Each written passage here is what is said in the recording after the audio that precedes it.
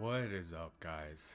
Okay, so today I have for you just talking about the future a little bit.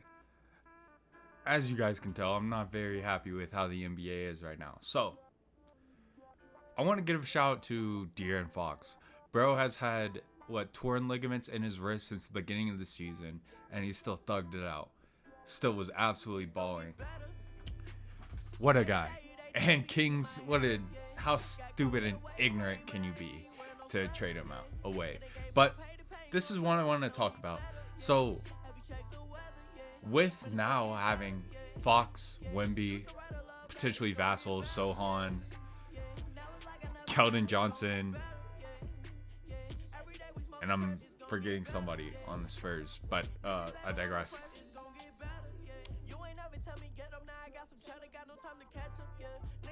What I see the Spurs as a threat for sure. Especially, I think with their roster construction as is, the hardest thing for them is actually going to be getting into the playoffs. But when they get into 7-game series, I think they're a threat to literally every single team. Yeah, they got some very streaky players, very solid defensively, extremely athletic, and I mean Wemby and De'Aaron, it's a problem.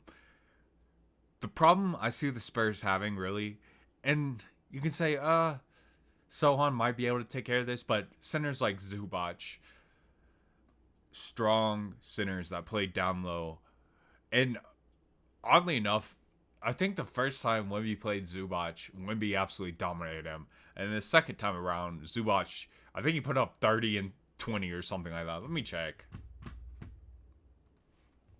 Okay. Not quite correct for me, but this is the game I remember. And I remember Wemby basically, he sent Zubac to the bench in this game. And the next game they played, yeah, he gave Wemby the business. I think the Clippers did win this, yeah. But the game before, I think the Spurs won. Yeah, the Spurs absolutely dominated them. CP3 actually led in rebounds. Wow, what a what a weird game. I think this game shows. And if you just think about it from a long-term perspective, do you want people like Zubac just straight up damaging Wemby in the paint? No, you don't. So, how could you address that? Some people might say Sohan. Some people might say draft a center. I would say the answer is really very simple and right in front of the Spurs' face. And with the disaster the Kings have put out there, I think they can get this player pretty easily. And this player is Domantas Sabonis, okay? What he did with De'Aaron Fox this year was beyond impressive. Like, guys, these games, he was playing at an MVP level. This is 3-point percentage, okay? And aside, let's just talk about why this works first. Sabonis, I think of De'Aaron Fox as more of a combo guard than a true point guard. I guess you can just call him a modern day point guard. You guys know there are very few point guards that are focused on creating for others. De'Aaron, of course, can, and his rapport with Sabonis is one of the probably the best in the NBA between a big and a guard. They work so well together, and instead of like putting onus on De'Aaron and Wemby to create, you have Sabonis on the Spurs as the center. And literally, he can play in the center of the court on both ends. And everything can revolve around him. And he is so intelligent and has the capability to make some of the best passes you'll see from a big man. I've said this before, but if Jokic wasn't in the NBA, Sabonis would be, I would hope to God, people would actually see how good he is. He's one of the best centers, passing centers to ever play the game. And that's a huge facet, okay? Just having somebody basically Chris Paul is going to be gone from the Spurs soon, right? Sabonis will immediately come in. You'll have Castle, Fox, Vassell, Wemby at the 4, and Sabonis. That is an insane team. In the playoffs, they can give work to any team, even the Thunder. And I fully mean that. Honestly, wow. They match up very well against the Thunder. And the thing is, in a matchup with the Thunder where you got to deal with J-Dub, guess what you do? You put in Sohan at the 3. And wow. You can also do a lot of cool zones. And I am a huge fan of playing people like Wemby, Anthony Davis, Chet, Big Bum even, Khalil Ware. Athletic big men that can actually move their fucking feet. I'm a huge fan of playing like a 2-1-2 or having them just be in the middle of the floor on defense and letting them roam and do whatever they want. I think it is something that if people would actually use their brain and try and be innovative, and I'm talking about coaches, we would see a lot more of, and we should see a lot more of. But not going to get into that. That's a very different video. The big thing is when you go against some of these centers like Jakob Poeltl, Zubac, Cat, I guess you could say. Yeah, Zach Edey. For sure. My God. Sengun. Joker. AD. True traditional Brook Lopez. Traditional big centers. Sabonis is going to be a much better fit defensively than Wemby. And Wemby can guard those people. I know that. But there's two things wrong with that. One, putting damage on his body. Wemby is very skinny. And it's not necessarily I'm worried about him. I think he can definitely stay healthy. But I think you do have to pick your spots where he's going to guard centers like Zubac and just centers that are really going to put damage on you in the paint. Sabonis comes in, deals with that immediately. And honestly, Sabonis going against Wemby, let me see how that worked. I think Sabonis worked him. We'll see. Yeah, Sabonis straight up just works Wemby. Wow. These are pretty insane numbers. And I just remember watching these games, I was like, oh, damn, he's getting worked. And you can see, these assists, being able to create even more opportunities for Wemby. And, dude, you can run big to big, pick and roll. You can do so much stuff when you have two versatile and just unique talents like Wemby and Sabonis. I love the fit with them. But this is really what I wanted to show. So,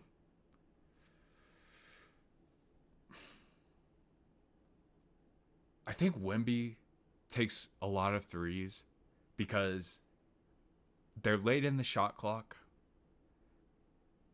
And he doesn't really have the handle to get past NBA defenders, especially when he gets switched on to a 3-4. Somebody that's more athletic and can match his agility. Having Sabonis there, it just frees Wemby up so much more. And he's going to be able to have much better shots. Not just fucking spamming loser ball threes like he has way too much. But I love the fit with Sabonis on the Spurs. And when we think about what the Spurs would even have to give up, it's not that much. Sabonis, so let's see if I can find this stretch where he was playing an MVP level. Yeah, pretty much from December, these are the averages. Oh, you guys can see. 21, 14, 15, and 5 on 55% shooting and 42% 3. That's in December. We go up to January, 64% from the field. I believe that's 60% from 3. Yeah, it is. 60% from 3, giving you 17 rebounds a game and 8 assists a game. And yes, these are numbers, but again, we got to think about putting players in a position to succeed, putting them in the best position available to win. Freeing Wemby up from being a traditional, I'm going to be posted up in the center, to, hey, let me be in the middle of the floor. Let me be free. Let me be constantly threatening every single player on every single play. That is huge. Like, I don't understand why the Spurs have not tried this yet, but whatever. And then you can see as soon as De'Aaron left, I believe it was like right here, Sabonis's numbers just went all the way down. And that's to be expected. He and De'Aaron just work so well together. And I would just check out some of these games. Let's see.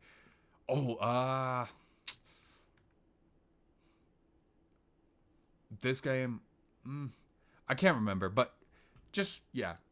If you're curious, go look at how De'Aaron and Sabonis play with each other. Pretty sure you could just go to, I don't actually know how you could watch that. Maybe that'll be something I'll do in the off season. I'll go through some film and pick out my favorite plays with Sabonis and De'Aaron. But their rapport was just so good. Sabonis was doing so much no-look stuff, so much prediction stuff when De'Aaron was the guy he was interacting with on the pick and roll. And it's impossible to deal with how fast and quick De'Aaron is, combined with Sabonis' ability to predict and stuff. And if you add people like Wemby getting Vassell open shots, Castle for sure will be capable of replicating exactly what De'Aaron does with Sabonis too. And I think that would be excellent for Castle's development. But yeah, going back to it, since Sabonis has absolutely fallen off a cliff and gone from an MVP candidate with De'Aaron Fox to top 60, top 70 player at best without him so far, yeah, you can get Sabonis for probably a first. I think a lot of teams would see him as a bad contract. The Kings are going to have to blow this up. Like I said initially, you cannot be 1 foot in, 1 foot out. You can't be trying to rebuild and win at the same time. You just can't. And that's what the Kings are trying to do. And we've seen it absolutely. It's just a disgrace, man. And it's a tragedy to all the players on the team, even Keon Ellis and Keegan Murray, who are the future for those guys. Like, it's just an absolute disaster. They're completely stunning their development, if not hurting them. And the players, the vets on there, they have no chance of fucking winning. So, I don't know, guys. I'm extremely disappointed in the Kings being as ignorant as they are, but that's the Kings. And it provides opportunity for teams like the Spurs to go get Sabonis, to go get DeMar DeRozan. And I don't think the Spurs should. I'm just talking about any team. The Kings will be sellers this offseason. And trading away a first, and let me see what players the Spurs could offer. Okay, so we're looking to this season. Probably would dump, yeah, they would.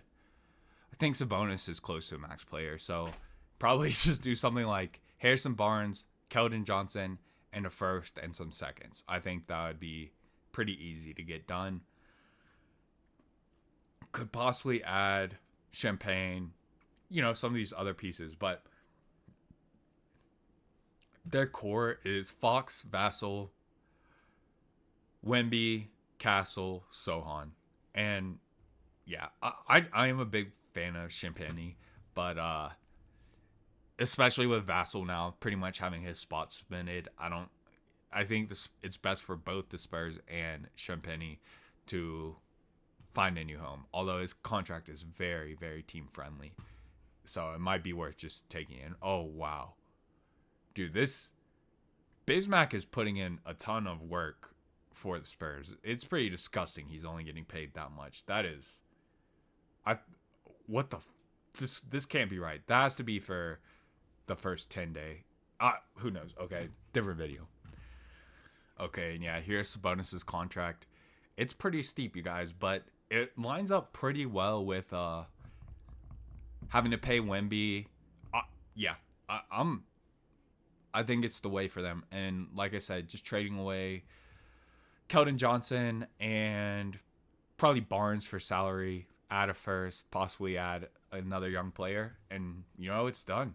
And to me, the Spurs are contenders like that. Like I said, in a 7-game series, Fox, Castle, Vassell / Sohan, Wemby, Sabonis.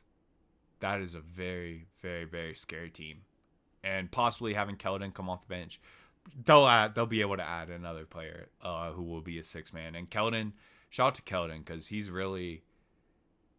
had very high expectations, and he's really been okay with his diminished role and not even getting that many minutes. So shout out to him. But yeah, that's what I think. Let me know what you guys think. Take care. I'm going to be making more future focused videos because the NBA is an absolute disaster right now. It's never been worse. I am going to make the NBA Great Again series. So yeah, if you're interested in any of this, sub up. Take care, guys. Try not to let the bullshit get to you. We choose how we feel. All right, for the most part, for the most part.